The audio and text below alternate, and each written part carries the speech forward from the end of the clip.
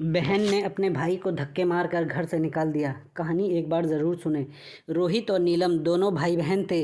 दोनों एक दूसरे से बहुत प्यार करते थे। उनके पास बहुत ज़्यादा सिंपैथी थी। किसी भी चीज़ की कमी नहीं थी। पापा रोहित और नीलम की सारी इच्छा पूरी करते थे।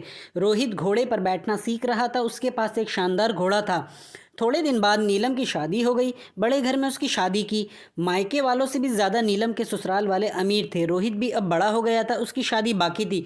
परंतु अचानक उनके पिता की मौत हो गई और कुछ दिन बाद माँ की भी मृत्यु हो गई। रोहित अब अकेला रह गया था। नीलम भी 4 दिनों के लिए मायके आई थी, पर वापस भी चली गई अपने ससुराल। अब सारा कारोबार रोहित के कंधों पर। उसे अनेक लोगों ने फंसाया। एक बार बड़ी डील की, पर उसमें उसे घाटा हुआ और रोहित बर्बाद हो गया। उसकी खेती जब्त हो गई, घर की नीलामी हो गई। ऐसे आराम में रहने वाला रोहित, अब उसके बुरे दिन आ गए। जिसके पास सैकड़ों लोग खाना खाने आते थे, आज वो एक निवाले के लिए तरस रहा था। जो मुलायम गद्दे पर सोता था, आज उसे सड़क पर सोना पड़ रहा था। जिस रोहित को हजारों लोग पहले हाथ जोड़ते थे, वही आज सबके सामने हाथ फैला रहा था। रोहित ने सोचा अपनी बहन के पास जाए, लेकिन अमीर बहन के पास भिखारी जैसे कैसे जाऊं। जिसके पास पहले हाथी घोड़े पर बैठकर जाता था, आज उसके पास पैदल कैसे जाऊं। चरी के पोशाक में पहले जाता था, वहां अब फटे कपड़ों में कैसे जाऊं। तो रोहित मन में बोला, प्यार अमीरी और गरीबी नहीं देखता। मेरी बहन मुझे अपने पास क्यों नहीं आने देगी। भला यह मुमकिन नहीं है। वह बहन के पास गया, दरवाजे पे खड़ा हुआ। ऊपर छत से बहन देख रही थी। रोहित ने ऊपर देखा, पर बहन अंदर चली गई। रोहित को लगा बहन नीचे मिलने के लिए आ रही होगी, पर कोई आया नहीं। दरवाजे पर खड़े नौकर ने पूछा, कौन हो तुम? यहाँ क्यों खड़े हो चोरों के जैसे? निकलो यहाँ से।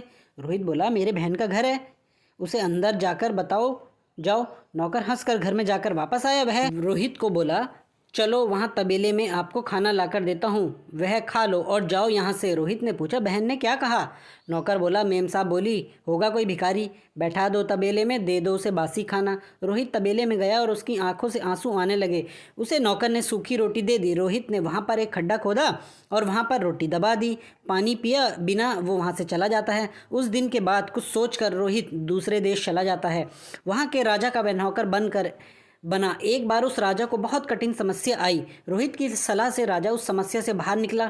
रोहित से खुश होकर राजा ने उसे मुख्य प्रधान बना दिया। रोहित के कहने मुताबिक राजा सब काम करने लगा था। नए प्रधान के रूप में रोहित की वाह वाह होने लगी। रोहित ने अब शादी भी कर ली। वह बड़े बंगले में रहने लगा। अब अपनी बहन को जाकर मिले ऐसा उसे लगा। तभी वह अपनी पत्नी के साथ बहन के घर निकला। साथ में हाथी भी थे, घोड़े भी थे।